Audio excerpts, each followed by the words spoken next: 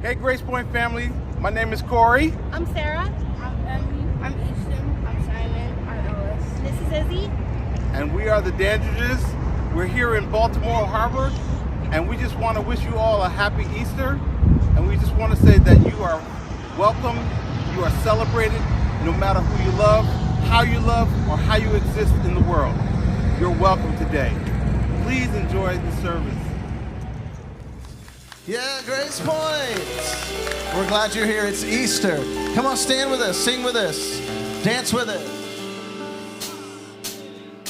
Out of the shadows, bound for the gallows, a dead man walking, till love came calling. Rise up, Rise up, rise up, rise up. 6 feet under, I thought it was over. An answer to prayer, a voice you could hear. Rise up, Rise up, rise up, rise up. all at once I came alive. This beating heart, these open eyes, the grave let go. Darkness should have known. You're still rolling, rolling on. You're still rolling, rolling on. You're still rolling stones. Now that you made me, I sing 'cause you gave me a song of revival. I put it on vinyl. Rise up, Rise up, rise up, rise up. I once was blinded, but now I see it. I heard about the power, but now I believe it. Rise up, Rise up, rise up. rise up. All at once I came alive. This beating heart, these open eyes, the grave let go. The darkness should have known. You're still rolling stone. You're still rolling, rolling on. You're still Rolling stone.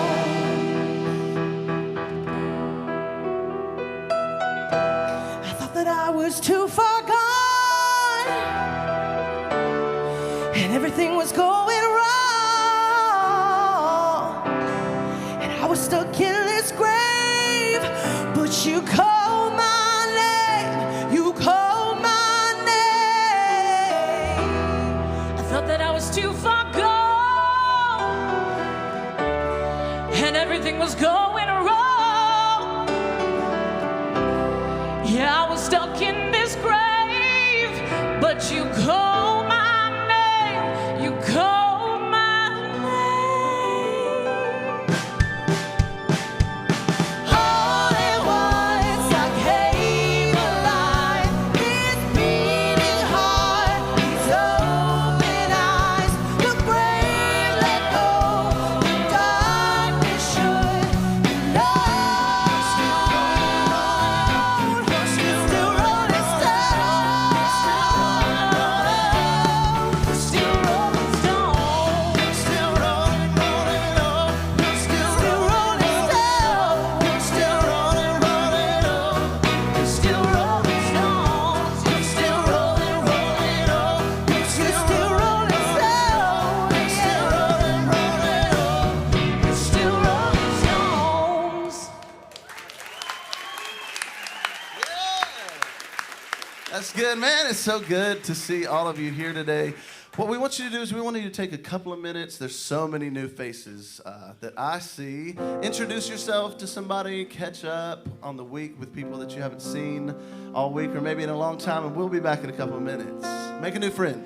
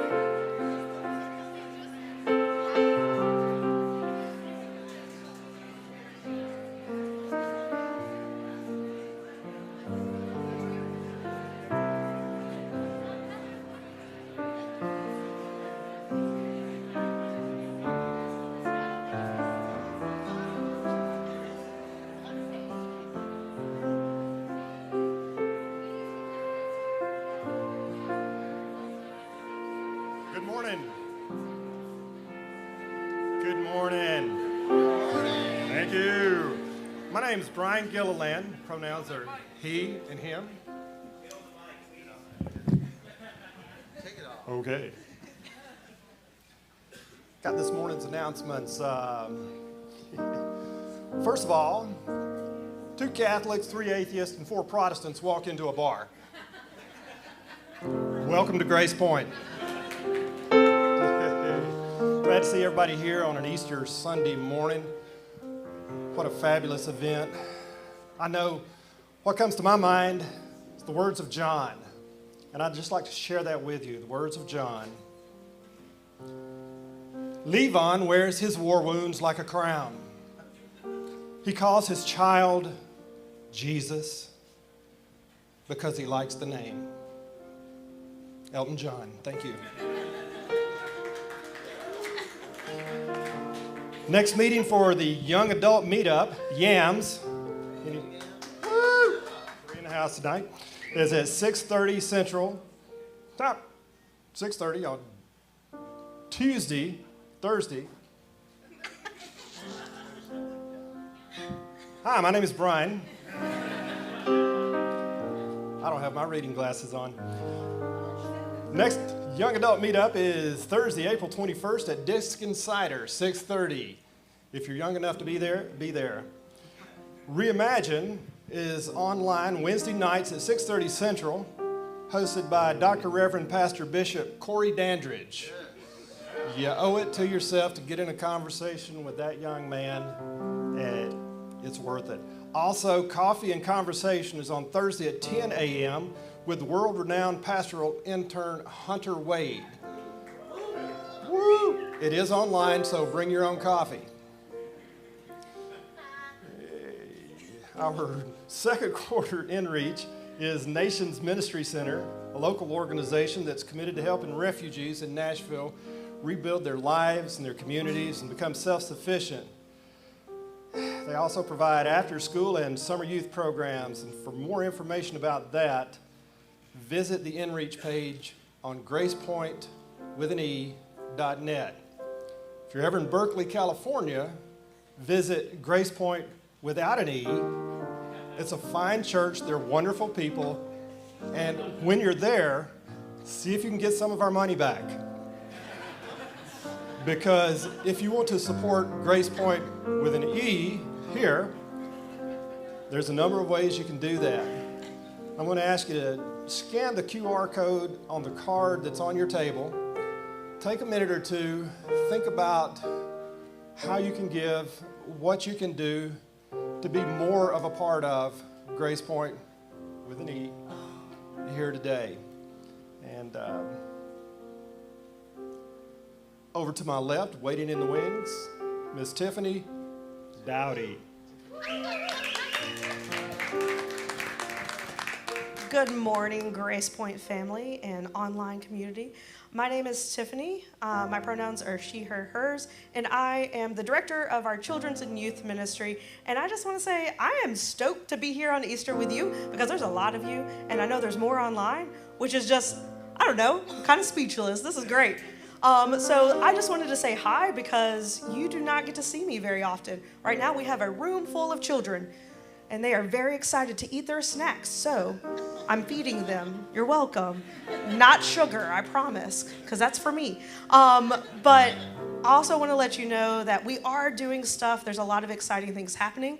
I don't physically live in Nashville yet. So as soon as I get moved here, we're going to be doing more things around family ministry. Students, that's like 6th through 12th. Guess what? There's going to be stuff for you. And so later on in the service, you'll get to hang out with Higgins and learn some really cool things about Easter and what it means, similar to what the adults are talking about. But mostly, I just want you, as the whole church, not just families, to know that kids ministry, youth ministry takes the whole church, and we need you. So I'm going to plug right now. We need volunteers. You do not have to have any amazing skill sets other than to love God and love kids or people in general. That's it. And so if you want to get plugged in, or you're just interested, or if you have a friend that has kids or whatever, come talk to me. Also, I need friends, and so talking to adults is fun.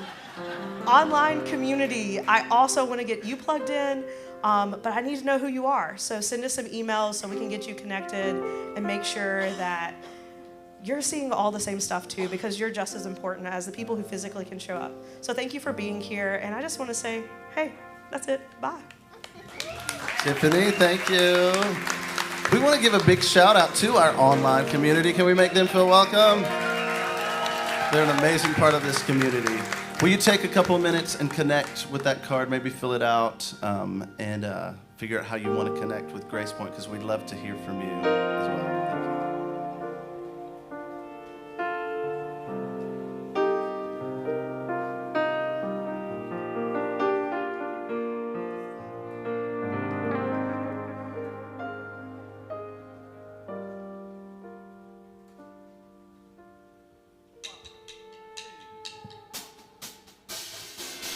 Can I get you up again? I see the disappointment on some of your faces, I know. This is a GracePointe, a brand new GracePointe original song. We want you to learn it and sing it with us as we sing it.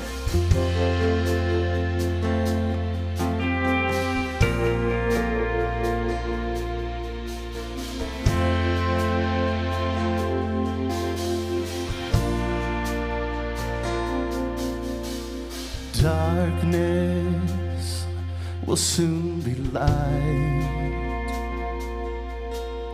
Silence will not keep quiet. Justice will come in time.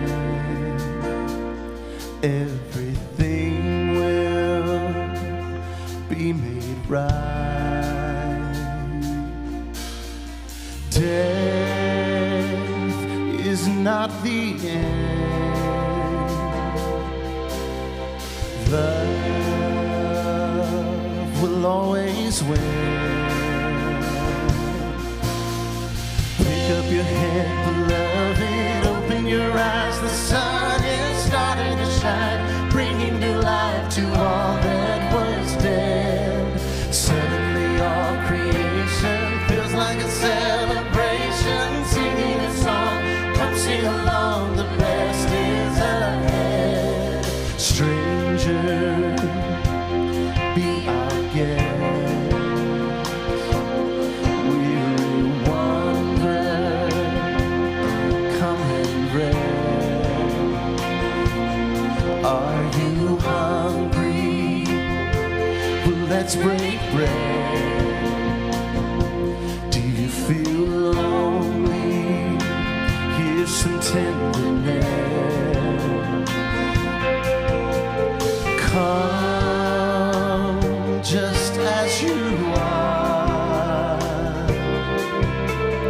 Home is not too far. Here we go. Pick up your head, beloved, open your eyes. The sun is starting to shine, bringing new life to all that was dead. Suddenly all creation feels like a celebration, singing a song. Come sing along, the best is ahead. Oh, oh, oh,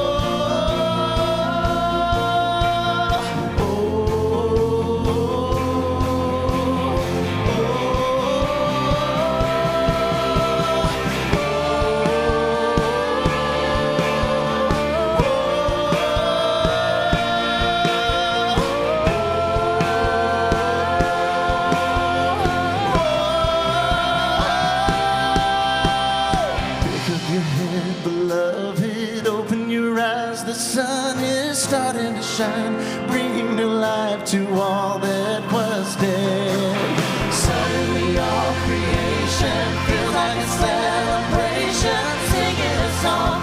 Come sing along, the best is ahead. Pick up your head, open your eyes. The sun is shining, raising the dead.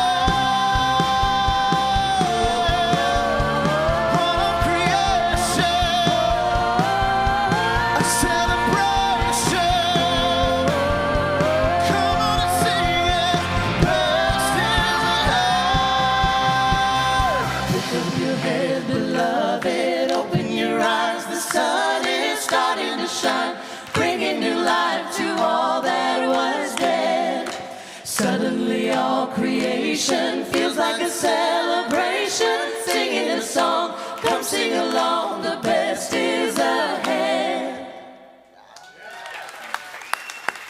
Y'all sound awesome. Thank you so much. We want to move into a time of communion. Does everybody have their elements with them? Awesome. So there's something we like to read together as a community before we actually partake of communion, just so that everybody knows everyone is welcome. No one is required to participate, but we are all equal as we approach the table of God. Let's read this together. Come to this table, you who have much faith, and you who struggle with believing. You who have been here often, and you who have come for the first time. You who are at peace, and you who feel despair. We are all part of the human family, and there is a place for us here. Christ invites everyone to the table. May this bread and wine unite us all. You can celebrate communion. Thank you.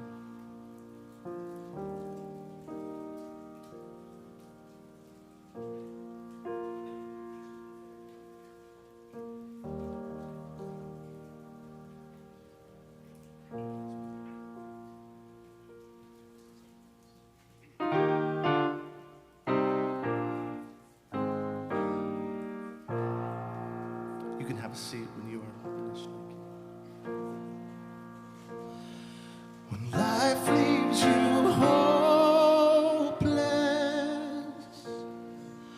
lying alone with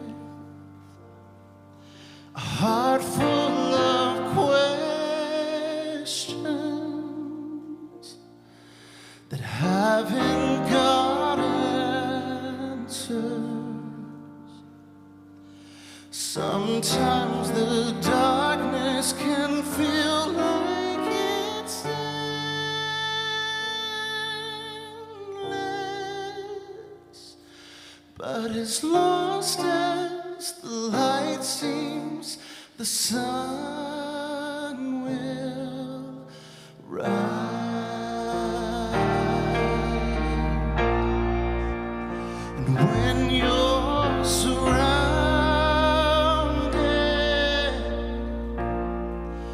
by nothing but shadows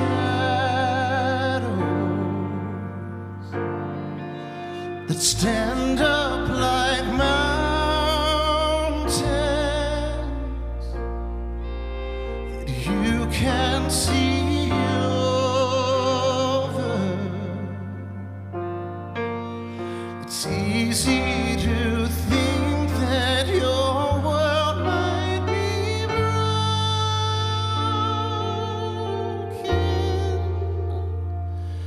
but as lost as the light seems, the sun will rise.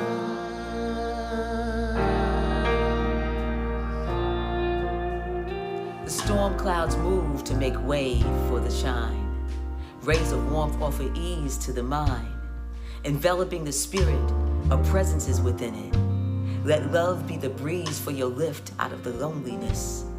For with breath, life is never truly listless, because we are blessed with the power of resurrecting and restoring the goodness that lies within us. Let not the voice of doubt befriend your hope to make you hopeless or copeless. There's an inner bridge connecting your soul to your spirit, to your heart, to your mind, leading to your strength. You may cross it, for it is there the sun will rise. As lost as the light seems, the sun will rise.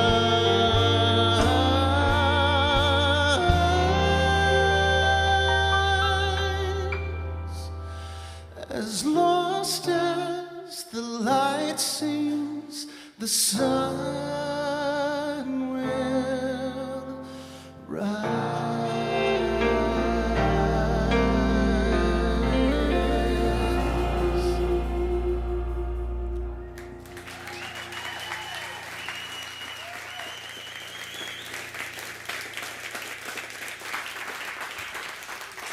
Everybody, can we thank our band, please? My goodness.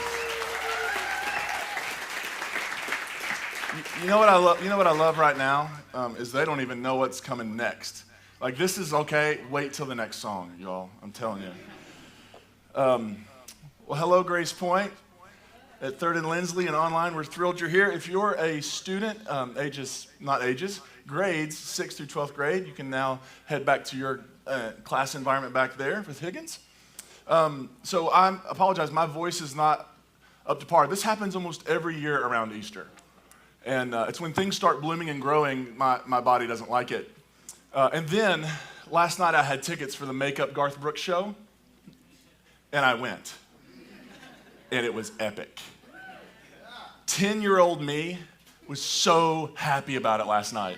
Like, the kid that's in there is like, yes. 40-year-old me this morning was not as thrilled with my decision-making last night. But here we are, and it's Easter Sunday. And this is not really part of the sermon. I just want to begin by saying, I know Easter can be a really weird day, especially when you're processing your questions and your doubts. If you feel like your faith is unraveling, Easter can be one of those, like, this is really strange. And I was reminded this week of one of the Easter stories in the New Testament, in the book of Luke. And at the end of the story of Luke, there are some women who are headed to the tomb to anoint the body of Jesus. And when they get there, the stones rolled away. There are 2 men there, and they ask them a question. Why do you seek the living among the dead? And you know, I couldn't help but think about our community when I heard that question. Because I know there are some of you in this room right now, you're processing a lot. You're deconstructing, you're unraveling, your faith is shifting, whatever metaphor you want to use, and it's causing you some real problems. In one sense, you feel more alive and excited than ever. In another sense, like, people are being weird with you. You're probably getting invited to lots of coffees. People are praying for you. Maybe your relationship with your family is weird and strained because you're paying attention. Maybe people are trying to make you feel ashamed, like somehow you don't have enough faith, like you haven't believed hard enough. And the problem is you never believed it anyway. Anybody ever had that thrown at them? And I just want to affirm you, because you realized at some point that you could not find a living Christ in a dying faith. And at some point, you had the courage to crack open that box and let those questions to begin to come out. And it's scary, and it's brought a lot of, but it also, you're more alive than ever. And when I thought about those words from Luke's gospel, why do you seek the living among the dead? Like, I feel like that's what a lot of us are trying to stop. We don't want to seek the living among the dead. We want to find a living, vibrant Christ who can handle our questions, who can make space for our doubts, who doesn't expect us to just swallow things hook, line, and sinker, but like wants us to bring our mind with our heart on the journey. And so if that's you today, like literally I was talking about this at 9 o'clock and people were going, like, I wonder who this is for. If that's you, know that we see you, we love you, know that your journey is sacred and that you aren't wandering far from the path, you're actually looking for it. And that's a beautiful thing. So today we're going to begin a new series called Unhelpful. So when you go to Easter lunch, brunch, whatever it is, after you get out of here, and they can say, how was church today? You can tell everybody it was unhelpful. But hopefully within all of that, we'll find something that may be a slight bit helpful. And I want to do this series because I think for lots of us, we have been in moments where we've been going through something. Maybe it's grief, maybe it's loss, maybe it's anger, whatever. And somebody comes up to us and they just say the most unhelpful thing imaginable. How many of you have ever had that happen to you? Right? Like you're already beaten down and tired and exhausted, or you're already angry, you're hurting, and you don't know what to do. And then somebody comes over and they have this brilliant idea to open their mouth and say this thing, and you're like, are you kidding me? Now, how many of you have ever been that person that said the thing? Where does that come from? I found myself in a situation, in those kind of situations sometimes, and I'll even say some sort of platitude or cliche. It'll come out of my mouth knowing I don't even believe that. I'll say it and be like, where did that come from? It's almost like an involuntary response, right? Like it's been so ingrained and so instilled in us that these are just things, when you don't know what to say something that sounds spiritual, but if you actually begin to probe it and wrestle with it and ask questions about it, what you discover is it's actually not helpful at all, and it's not very spiritual. It actually kind of stinks. And it actually creates a lot more harm and a lot more damage and a lot more pain. And so I want to spend some time over the next several weeks just exploring some of these phrases. And I want to begin today because this one seemed to me to fit really well within the Easter weekend. I want to begin with this one. It was all part of God's plan. Anybody ever said that? You're afraid to say yes. I've said it. Come on, people. There's no shame. We've all said it. We've all said it. It was all part of God's plan. Was it? Was it, whatever it was it all part of God's plan? All of it? Does God just intentionally put us through traumatic events? Does God intentionally push us in painful situations just to see what we'll do or just to see how we'll grow out of it? Is God like sitting around going, seems like things are going too good over there. I want to really mess with it. Is that what God is like? And maybe in the Easter context, the real question is, does God need Good Fridays? Does God need Good Fridays to do what God wants to do in the world? Does God need to put us through hell to somehow try to bring us to heaven? Is that how it works? Because I'll be honest with you, from my perspective, if that's actually how it works, then God should probably be fired. Because there has to be a better way to do it. There has to be a better way than to do, I want to see let's do this. Let's mess with this. And like this week, I was involved in a little bit of a fender bender. My car got rear-ended. And my car wasn't damaged, but the guy behind me had a little bit of damage. And was that God's plan? Because it didn't hurt anything. It just ruined the afternoon. Is God going around testing us to see what we'll do, how we'll respond? Are we lab rats? And for lots of people, we were taught, it was instilled within us, God controls everything. If you grew up Calvinist, I'm sorry. And sort of the belief that every single thing, all the knobs have been turned, everything has been predetermined. What you're having for lunch tomorrow is not up to you. God did it before you were ever born. That bologna sandwich has been coming for you for however long you've been alive. And you can run, but you cannot hide. Right? Is that really how it works? Is God determining it? Is God picking it? Does God need Good Fridays? Does God need our suffering? Does God need Jesus' suffering to do something good? Does God need your suffering, my suffering, the suffering of countless people, 7 billion people in the world, and so many of them are living right now in suffering? Does God need global hunger? I remember listening to people talk at the beginning of the pandemic, and they're like, well, this is all part of God's plan. Is it? Does God need to unleash a pandemic on the world to see what we'll do or how we'll respond? Spoiler alert, the answer for me is no. And we'll come back to that. But I want to think a little bit about why we say this stuff. Why do we come off with these sort of phrases? Why do we say things like, well, it was all part of God's plan? I think it's because we desperately want things to mean something. We want to make meaning.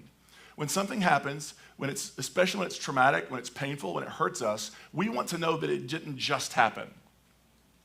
We want it to mean something. This is what the earliest Jesus followers did after his death. In light of the Easter moment, the Easter experience, they went back and started trying to make sense of what his death means.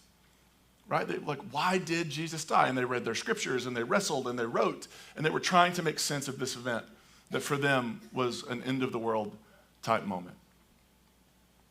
We want to make meaning. And I think that is a very human thing to want to do. We want to make meaning in every way possible. You ever look at a cloud and be like, that cloud looks like something, I wonder what it means. It's probably just a cloud. But we desperately want things to matter. And I think part of the reason, then, that we try to say things, we try to fit them into categories because we can process that and we know, well, this means this. Now, most often we like to do this when we've been through something painful, difficult, hurtful, and everything worked out okay on the other end, right? And so we look back over the journey like, that was difficult, that stunk, that was not easy, I didn't want to get out of bed for a month. It was really hard, but now everything's okay. I guess it was all part of God's plan. When you're on the other side of it, when things are better and the sun is shining and the birds are chirping, all of that, we look back and we say it's all part of God's plan. The problem is everything doesn't always work out okay for everybody. And being a pastor for over 20 years, I've walked with people through the worst days of their lives. When there was no way to get to the sunnier moment with this situation and look back and go, it was all part of God's plan. And so I've become actually really, really kind of sensitive to the language we use when we talk about all this. We talked about this a couple months ago when we talked about the word blessed, right? And the way we use the word blessed and how sometimes that can make people feel. It was all part of God's plan because it worked out for us. Well, what about the people it didn't work out for? Was it God's plan that they would suffer? Was it God's plan that they would experience loss? Was it God's plan that they would experience untold grief? Is that what God's up to in the world? So I think we have to think about our language. I think we have to think about what does it mean to say that God orchestrated? What does it mean to say this is all part of God's plan? Because if this is all part of God's plan, it kind of shifts, it kind of makes God a little bit of a monster. Right? The God who's like, well, I could have given you everything you needed to survive, but I'm going to take it all away instead and see what you do. And the whole it was all part of God's plan thing is kind of like, it reminds me of the book of Job, to be honest with you. In the beginning of the book of Job, Job loses everything, including his children. And at the end of the book of Job, it's sort of like we're given this nice bow on the story and a happily ever after. And it's like, and Job had more children. What? What? Well, that's okay. It was all part of God's plan. I don't think so. And what I'm going to say right now is going to cut against what most of us have been told our entire life. But you've come to expect that. And I think it's actually good news. God does not orchestrate the events of our lives. God does not plan your life or my life. We are free creatures. We are free to make choices. We are free to move and be in the world. And sometimes, when one person exerts their freedom to move and be in the world, sometimes their freedom ends up bleeding over into somebody else's freedom and causing them pain. Right? Anybody ever been a victim of that sort of collateral freedom use? And it's terrible. But I do not believe that was God going, I'm going to send that person over there to harm that person. I don't think that's what's going on at all. I don't think God sends tornadoes. I don't think God sends earthquakes. I don't think God plans traffic jams. I think life happens. I think it just is. There's nobody turning the knobs and deciding where you're going to be and how many slices of bologna are going to be on that bologna sandwich. Or tomorrow somebody's going to eat a bologna sandwich and they're going to be like, what? How'd he know? I don't think God does that. I don't think God orchestrates it. And I think it matters, though. I think what you go through, what I go through, our suffering, our pain, all of it matters. And here's why it matters. Because it matters to us. It matters because it matters. The stuff we go through, we want to infuse it with meaning. And in some ways we can. As long as we leave God out of it. Because God's not going around deciding what you're going to do or I'm going to do. Now, there's a certain amount of, if you believe that's true, it kind of lets you off the hook for basically everything. Right? Because no matter what you do, well, it must have been God's plan all along. I don't think that's how it works.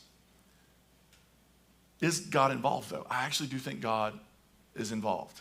I think God is a participant with us in the world. And I want to look at that through the lens of Easter, and maybe this will make sense. Does God need Good Fridays? Is that what God needs? 2,000 years ago, did God need Jesus to die on a cross to get what God wanted to get done in the world done? Was it necessary? I don't think so. I don't think God needs people to suffer.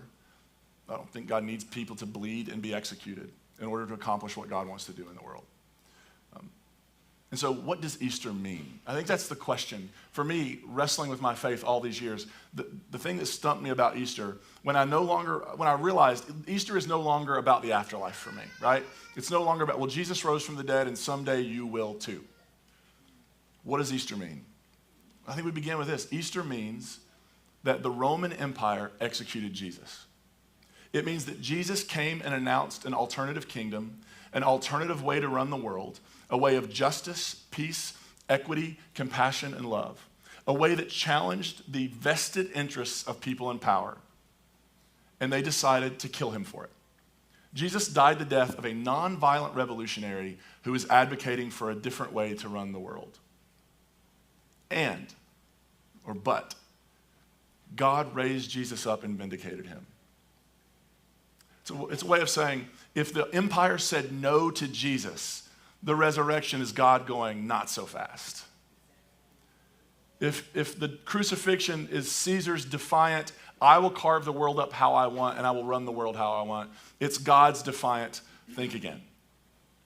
Because there's a better way to run the world. And so then the question is, where is God in the Easter story? I do not believe in the Easter story God is nailing Jesus to the cross.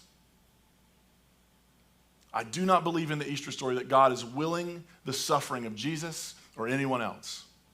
I think where we see God in the Easter story is we see God siding with an oppressed, executed, mistreated, marginalized, forgotten human being. Where is God in the Easter story? God is standing along where God has always been, with the oppressed and the forgotten. Where is God in the Easter story? He's with the suffering Jesus. Where is God in the Easter story? He's raising the crucified Christ up, because death would not be the end of the story. Where is God? God is not causing, instigating, creating suffering. Where is God? God is working to get to the other side of it so that something new can possibly happen. You know, there's something interesting that happens every year around this time. And you can always tell when it's happening because of what happens to my voice. Plants are coming alive. Pollen fills the air. But what's really happening? There's been stuff under the ground all winter, under the frozen, cold, hard ground. And it's just been waiting. And at just the right moment, with the right amount of water and the right amount of sunshine, that stuff begins to push through and it begins to grow, and we start cutting it off and bring it inside the house. Right? Every year, it happens like clockwork. There's death, and yet through death, something new and life-giving begins to emerge. I think that's what's happening with the Jesus story. I think we're being invited to see that what this rejection of Jesus by the empire, and even though he was dead and buried, the seeds of life began to form. And the people who knew him and loved him began to see it and sense it and celebrate it and experience it and invite other people to experience. Like, what if we keep doing what Jesus did? What if we keep doing what Jesus did? What might be possible? One of my favorite ways to approach some of these questions is from a text in John chapter 9. If you were here during our Signs and Wonders series, we talked about this, but I love how the Message renders it in John 9. Walking down the street, Jesus saw a man blind from birth. His disciples asked, "Rabbi, who sinned, this man or his parents, causing him to be born blind?" Right? Again, we're looking for meaning. It's a little insensitive to turn this guy into a theological debate right in front of him, but here we are. And what does Jesus respond? You're asking the wrong question. You're looking for someone to blame. There is no such cause and effect here. Look instead for what God can do. Jesus' assumption is, this just is. Now what will we do about it? This just is how it is. And what are we going to do? I think that's really similar to what's happening in our own lives. I don't think God's organizing it all, planning it all, constructing it all, creating it all. But I do think, even though God isn't the instigator of the bad, I do think that as we struggle, as we suffer, as we hurt, I think God walks with us, journeys with us, and invites us on the other side to experience a resurrection. God walks with us. There's that beautiful line from Psalm 23. I'm gonna go King James here, okay? Yea, though, it sounds like they're excited about it. Yea. Yea, though I walk through the valley of the shadow of death, I will fear no evil, for you are with me. God doesn't cause Good Friday moments, but God walks with us through Good Friday moments and begins plotting resurrection on the other side of Good Friday moments. Frederick Buechner has this great quote: resurrection means the worst thing is never the last thing. the worst thing is never the last thing. Maybe you're here and you're hurting. Maybe you're struggling. Maybe you're grieving. Resurrection means the worst thing is never the last thing. And that doesn't mean that everything goes bright and sunny and everything's like, oh, that never happened. It's not. No. The risen Christ still had scars in the New Testament. The scars go with us because they shape us. These moments matter because they shape us. These moments matter because they turn us in some ways, our responses turn us into who we're going to be in the world. And yet, in the darkest moments, the Easter invitation is hang on. Do not give up. Resurrection means the worst thing is never the last thing. That something new is happening. Something transformative is possible. Your story right now, you're in this room, you're breathing. Your story isn't over. Because resurrection means the worst thing is never the last thing. Does God have a plan? I actually think so. What is it? Well, it's complicated. Here it is. I love what Bruce Epperly says. God does not determine everything, but presents a vision of beauty and the energy to achieve it for every moment of experience. It's almost like God's plan is to say, you know what I really want y'all to do? I really want you all to love each other. You know what I really want you to do? I really want all of you to care about the people in your community who are unhoused. You know what I want you to do? I want you to feed the hungry. You know what I want you to do? I want you to go make sure that the lonely person knows that they're not alone. You know what I want you to do? I want you to become good humans. I can remember just so many times being told, like in church, that being good was almost bad. Anybody else? Like, you're never going to be good enough. Good's not good enough. Well, what if it is? What if God's dream is that we would become transformed into good human beings? Human beings that care about our neighbor, human beings that care about our enemy. What if that's the goal? I mentioned earlier, I've been a Garth Brooks fan since Garth Brooks released a record. I lost track for a long time. We went to the show that got stormed out, and so I'd never seen him live, and we were there last night. There were 73,000 people in the room, or in the stadium. I bet you, if we were to all sit down and talk about things we believed, how we voted, all of that stuff, I bet you all 73,000 of us would not have agreed. Fair? Sometimes I couldn't agree with myself, so. But there were moments last night where 73,000 people, I actually felt in that space, I have no enemies in this space. Because we were all participating in something, we were all belonging to something together that transcended. I think maybe that's what resurrection's about. Maybe it's about participating in something that causes us to transcend and become different kinds of humans. And maybe there are moments in life where we begin to glimpse what is possible. Maybe there are moments when we begin to glimpse, oh, the world really could be better. Is it all part of God's plan? No. God did not plan your suffering. God grieves with you over your suffering. God journeys with you in your suffering. God dries your tears through your suffering. But God's plan for you is resurrection. God's plan for you is to know that the worst thing is never the last thing. And every single day of our lives, these little opportunities for resurrection start popping up all around us. God is inviting us. God is calling us. But God doesn't violate our consent. Isn't that great? Like, if God's planning our lives, like, I didn't consent to that. I hate baloney. Not for it. Not a bit. Has anybody seen the video going around on the internet of the Christian folks in the airplane playing the worship music? Just a collective groan. Blah. Like, I mean, you talk about violating consent, right? Like, we're at 33,000 feet. I can't get out of here if I don't want to sing how great is our God ad nauseum. Then we were on vacation a couple weeks ago. We were at a restaurant, and somebody came up to us, and they were talking about how cute our kids are. People do that all the time. And then sometimes they say just the most bizarre, inappropriate things. It's strange. And then this guy says to us, there's something I've been doing for 50 years, and he starts putting, I was like, is he going to do a magic trick? So I'm all leaned in for the magic trick. And he pulls out these 2 cards and he lays them on the table, and I want you to have these. And on the top, it's like, you're a sinner and you're going to hell. It's like, somebody's making some assumptions, aren't we? I don't even know you. I had no consent in the matter. He didn't say, would you like these? He didn't say, could I share a message with you? He just said, here, take these, and he left. Rude. God doesn't do that. God doesn't force God's way into your story. God simply says, there's a way the world could be, and there's a place for you in it, because you belong. Whoever you are, you belong. You belong in God's world. You're not a mistake. You're not an accident. You're not a slip-up. You belong in God's world.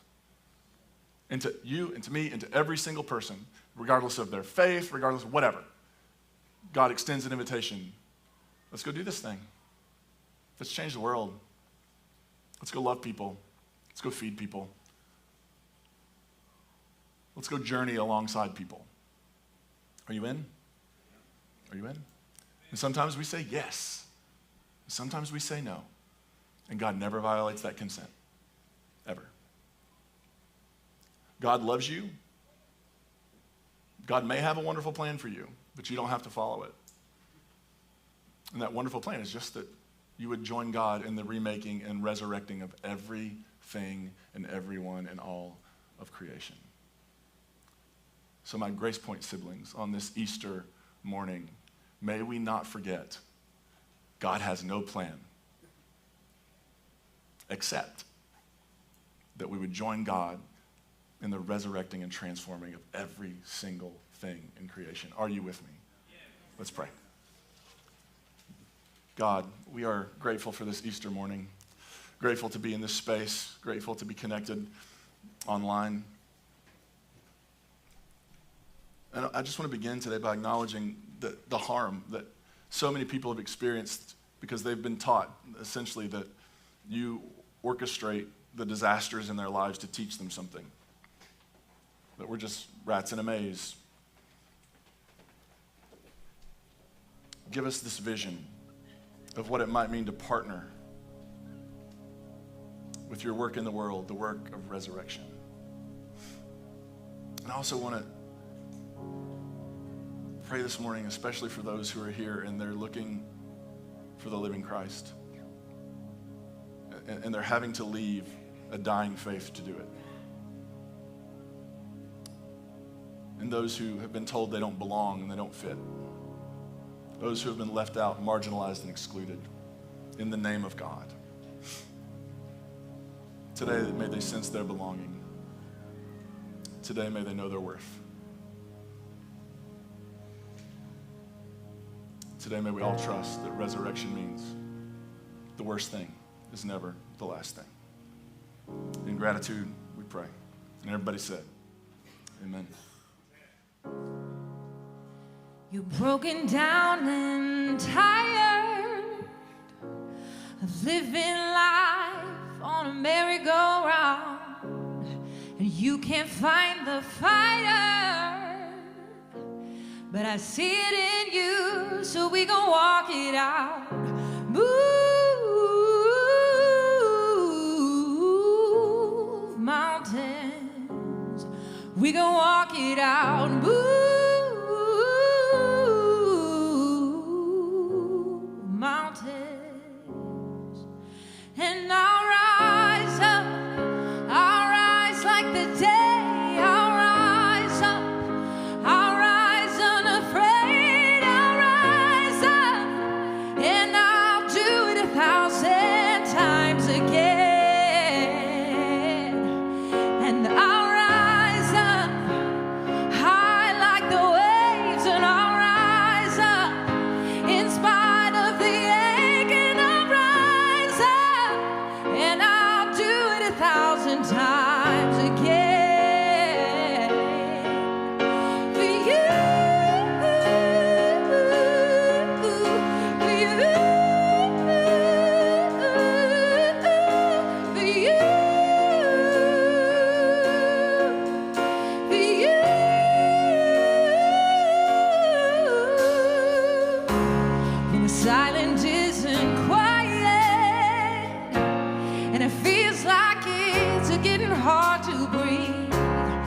know you feel like dying, but I promise we'll take the world to its feet. So move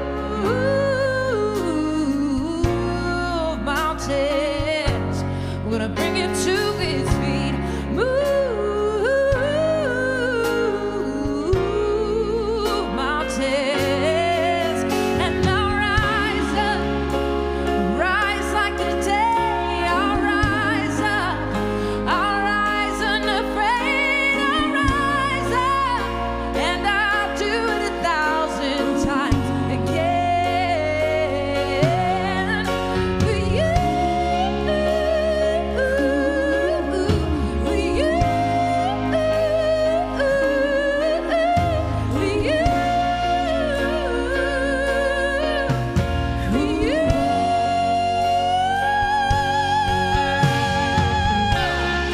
And all we need is hope. And for that we have each other. And for that we have each other. Oh, and we will rise, we will rise,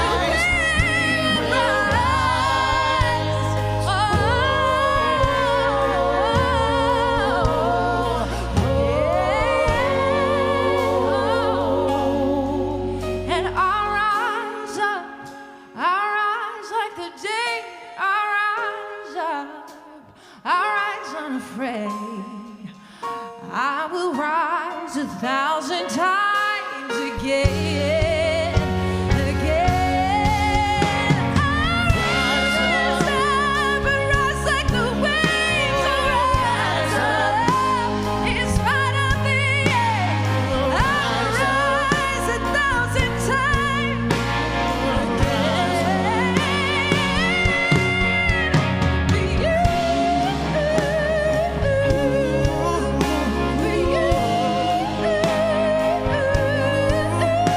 for you.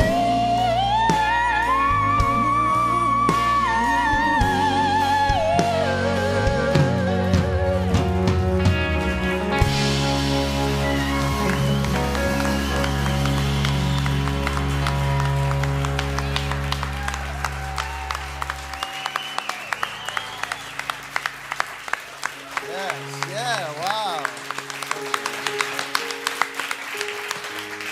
Wow, such a great day. All you beautiful people, thank you so much for being with us. We hope to see you again. We'd love for you to come back. We do it every week, right here, 10:30 a.m. We'd love to see you. What we want to do to leave us as a benediction today, I would love for us to just sing a chorus together. It's very, very easy. It's something that GracePointe has written. We've done it the last couple of weeks. It simply says, God is with us, God is for us, God is on our side. Can we sing that together? God is with us, God is for us, God is on our side. That's it. Let's sing it. God is with us, God is with us, God is for us, God is on our side. Let's sing it again. God is with us, God is with us, God is for us, God is on our side, God is on our side. Y'all sound good. One more time. God is with us, God is for us, God is on our side. Amen. Thank you so much. We hope you have a great week, and we'll see you back next time. Take care.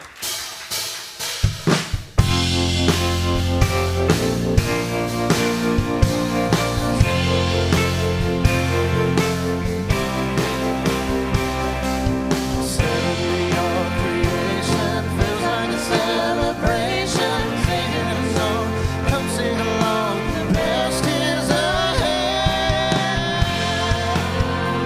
Pick up your head, open your eyes.